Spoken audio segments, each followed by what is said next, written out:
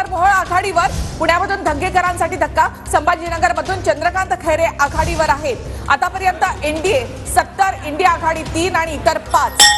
तर नागपूरमधून सध्या नितीन गडकरी हे आघाडीवर असल्याची माहिती मिळते। नागपूरमधून नितीन गडकरी आघाडीवर, अत्यंत प्रतिष्ठेची अशी ही लढत, 5 लाख मतांनी आपण विजयी होणार असा गडकरींचा दावा। तर जालन्यामधून भाजपचे रावसाहेब दानवे हे सध्या आघाडीवर आहेत। प्रत्येक क्षणी हे कल बदलतात। नागपुरातून भाजपचे नितीन गडकरी हे आघाडीवर आहे। तर महाराष्ट्रामधले निकाल कल आपल्या हाती आधी येत आहेत। भाजप 6 जागांवर आघाडीवर आहे, काँग्रेस, ठाकरे गट आणि शरद पवार गट 2-2 जागांवर या ठिकाणी आघाडीवर। तर बीडमधून पंकजा मुंडे या सध्या आघाडीवर आहेत। तर बीडमधून पंकजा मुंडे आघाडीवर, अत्यंत प्रतिष्ठेची अशी ही लढत, संपूर्ण देशाचं लक्ष लागलेली आणि इंडिया आघाडी या ठिकाणी 30 जागांवर आघाडीवर, एनडीए 85 जागांवर आघाडीवर आणि इतर 5।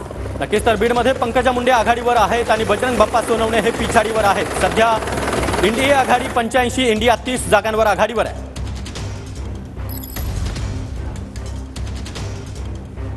तर शिरूरमधून अमोल कोल्हे हे आघाडीवर। आताची महत्त्वाची बातमी, शिरूरमधून अमोल कोल्हे आघाडीवर। तर महाराष्ट्रामध्ये 13 जागांचे कल हाती, महायुती 6 आणि महाविकास आघाडी 7, काटेकी टक्कर महायुती आणि महाविकास आघाडीमध्ये। नक्कीच तर जालन्यामधून महत्त्वाची बातमी आहे, रावसाहेब दानवे आघाडीवर आहेत। नागपुरातून भाजपचे नितीन गडकरी हे सध्या पुढे आहेत, विकास ठाकरे हे मागे आहेत। तर जालन्यामधून भाजपचे रावसाहेब दानवे आघाडीवर आहेत, महायुती 7 आणि महाविकास आघाडी 7। आता तर बरोबरीमध्ये सामना चाललेला आहे महाराष्ट्रामध्ये। नक्कीच तर एनडीए आतापर्यंत 85 जागांवर, इंडिया आघाडी 30 जागांवर, तर इतरांच्या वाट्याला 10 जागा गेल्याचं सध्या पाहायला मिळत आहे। तर चॉपरने आणलेली ब्रेकिंग न्यूज आपण पाहूयात। महाराष्ट्रामध्ये भाजप 6 जागांवर आघाडीवर, राष्ट्रवादी